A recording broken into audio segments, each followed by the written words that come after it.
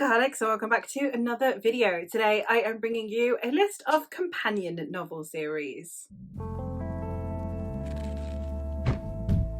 Series of companion novels is actually a really fun way for me to consume what is essentially standalone stories. As someone who really loves binge reading series, every now and then a companion novel series will come along, and it does mean that I don't have to binge it quite so fervently. And I really appreciate that because it means I can dip back into this world, but the story itself is self-contained and I don't have questions and ponderings and theories, and it drives me insane like I do with ordinary series because I just want to get into the next book. Well, because companion novels tend to have a nice completed arc, it's a lot more entertaining for me to be able to dip in and out of them instead, which means that I have some recommendations of such series for you guys. I'm going to start with what is unquestionably the most popular one on this list, and that is of course the Wayfarers series by Becky Chambers. The first book, The Long Way to a Small Angry Planet, is about a young woman who is joining a crew. The Wayfarers is a ship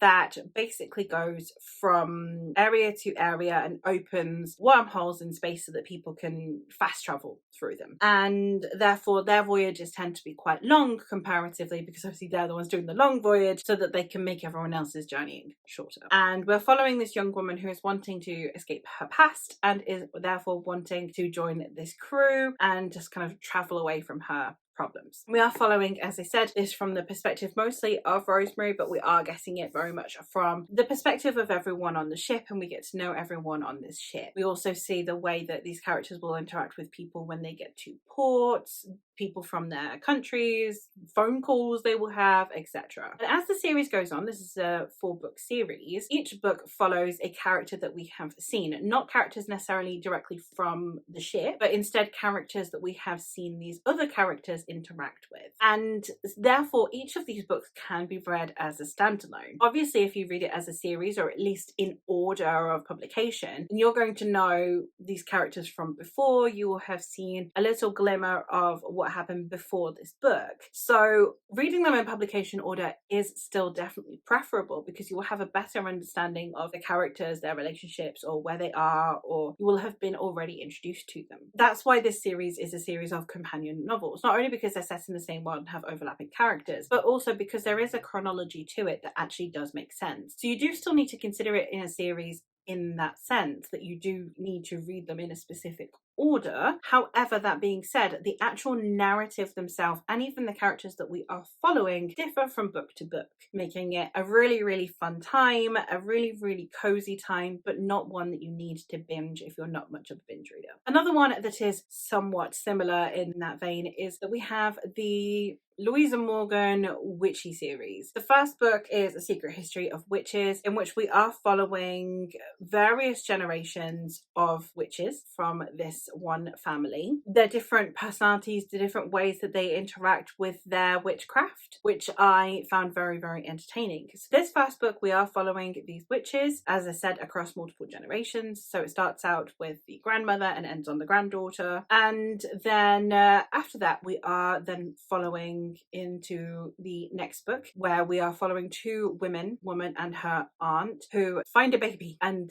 they take care of the baby essentially, and the baby seems to also present powers like theirs. And then after that we move on to New York, where we have the glamorous golden age New York and this girl who inherits some witchy powers from her mother. And then the most recent book, The Great Witch of Brittany, comes full circle, and we are following almost the kind of founder of this particular clan and the way that this entire generation of witches came to be. I just think that it was a very fascinating story in that sense, because we have many different interweaving threads, and if you don't read them in order then you definitely will miss them, but at the same time it really doesn't matter. Again, the last book is technically the first book chronologically, but obviously you'll have a newfound appreciation for that character if you've read everything that came before and know the legacy that she left behind. Likewise, here we have the first book is the one that, as I said, because it goes through multiple generations, you see different people's approaches and different generations' approaches to this magic and to their place in the world. Then the next one, it's very, very loosely interwoven, as is the third one. So the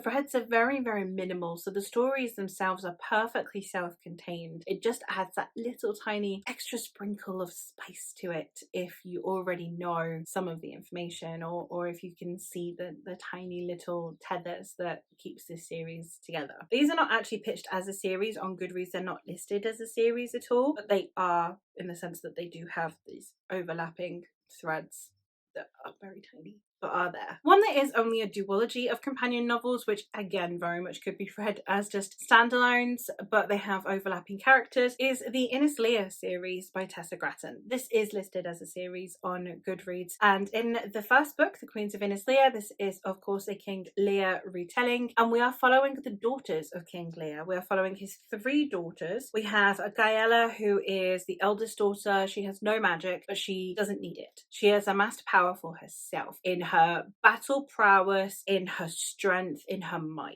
The next one is Reagan, who adheres to earth magic, and she is someone who knows everything about everyone because she is so attuned with everything that is going on, making her a master manipulator, someone who could wear any kind of diplomacy on her sleeve. And then the final one is Elia, who is the star blessed. She is the one who adheres to star magic, the same as her father. The constellations and the stars above are what dictate everything, and she is the one that is more ethereal. She is the one that is more in touch with spirituality, and therefore you have all 3 of these girls presenting different things that they themselves deem to be the reason why they should be the next ruler. Obviously, with it being a King Lear retelling, things don't necessarily go the best way, but it was interesting take on it, and it's a very, very beautifully written story. The follow-up story is Lady Hotspur. Lady Hotspur is a retelling of, I think it's Henry V from Shakespeare, and again, it's not really overlapping too much, apart from that you have characters who are distantly descended from characters in this one. So not necessarily that you would miss out on anything by reading Lady Hotspur first, apart from the connections between the 2. So this one is very much about the politics of the world, while Lady Hotspur is more about the warring factions of the world. So different approaches to the story, and obviously depending on if you've read the Shakespeare itself and how you feel about these books compared to which of the Shakespeare plays you prefer, then it doesn't really matter too much, apart from that I do think that if you read Lady Hotspur first, there would be some connections in here that you would obviously miss. But the stories themselves are perfectly self-contained, and you can read them as standalones. Getting into ones that are a little bit more intrinsically linked, those, as I said, you could definitely just read as standalones, and the only things you'd miss would be kind of like things that briefly harken back to previous stories. You'd just miss like Easter eggs, essentially. But these ones, they are a little bit more chronological in more than just literal time. The first one here I have is the World of Riverside series by Ellen Kushner. Later on also we have Zelia Sherman collaborating on this as well, and this series there are 3 main books which start with Sword Point, and in this story we are following Richard St. Vere, who is a swordsmaster, and he is normally called upon by the rich so that he might be able to win duels for them, be it for entertainment or for honor, and he is the highest paid swordsmaster in Riverside. And he obviously has all of these interactions with royals, and things start to go a little bit awry when there seems to be a conspiracy happening amongst the kind of upper classes that he gets roped into. The sequel is following the niece of one of the characters that is in this book. I can't really tell you who the character is because that character is a little bit, you don't know exactly enough about that character to begin with, but it follows the niece of one of the characters in this one. So that character is actually still very prevalent in that book, and I do think that you would genuinely be missing a lot of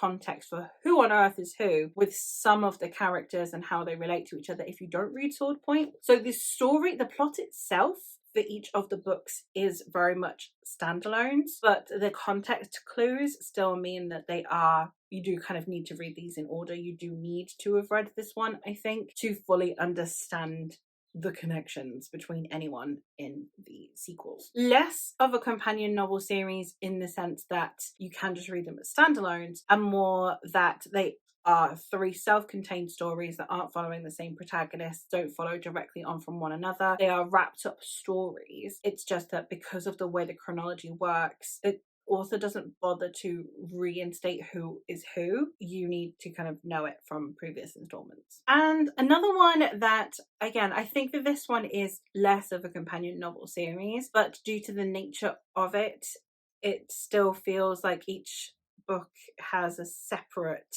narrative in a way, is we have the Copycat series by Jen Williams. This is another one that you very, very, very much do need to read chronologically. You do need to read them in order. So you can't read them entirely as standalones. You won't understand the second book if you've not read the first one. But these books are split into multiple parts, and each part feels almost like an episode. So this series feels like a TV show where you have each episode is quite a self-contained narrative. So you have a beginning, middle, and end in each of the parts of each of the books. Each book has 4 parts. Each part is a story. So obviously you need to have read them in order because you need to know what happened in the previous story. If any context clues comes up, any new characters are involved, any lingering injuries that may have happened in previous volumes, etc. But each story is a self-contained story. So not only are the books themselves companion novels, but even within the book there are 4 separate narratives that happen. So reading them in chronological order is essential, but the narratives themselves conclude really nicely and have just this one story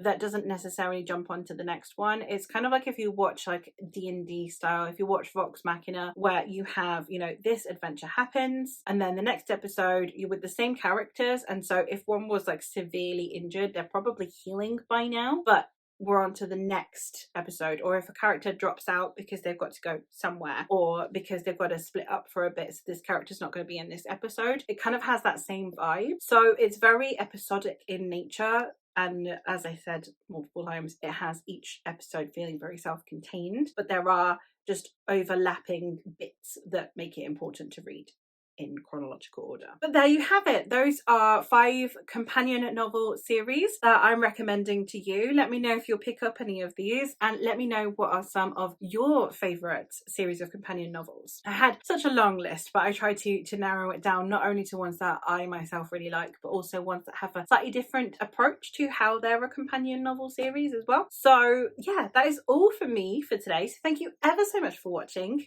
and I'll hopefully catch you in another one soon. Bye!